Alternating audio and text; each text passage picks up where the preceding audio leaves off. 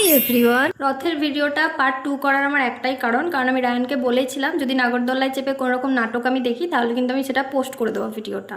আর ওটা পোস্ট করার চক্করে আমার আর বাকি ক্লিপগুলো ওখানে দেওয়া সম্ভব হয়নি। যাই হোক, তো আমি এখানে আইসক্রিম খাচ্ছিলাম আর কুলফি আমার খুব প্রিয়, কিন্তু এমন একটা কুলফি নিয়েছি যে ফুটো ছিল ওই বিস্কুটটা, আর আমার পুরো হাতে চকলেট পুরো লেবড়া লেবড়ি হয়ে গেছে। এদিক ওদিক ঘুরতে ঘুরতে মানে আসল দোকানগুলোই গেছিলাম। আমাদের এখানে স্পেশাল হচ্ছে রথের এই কাঠের গাড়ি আর তার সাথে মাটির জিনিসপত্র।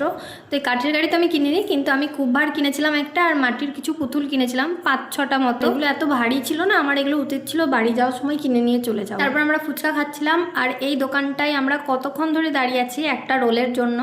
আধা ঘন্টার ওপর দাঁড়িয়ে আছি, আর প্রচণ্ড মেঘ ডাকছিল। তো তাড়াতাড়ি করে রোল আর চিকেন পকোড়া খেয়ে নিচ্ছিলাম, আর ততক্ষণে বৃষ্টি নেমে গেছিলো, সবাই বাড়ি চলে যাচ্ছিলো ছুটে ছুটে।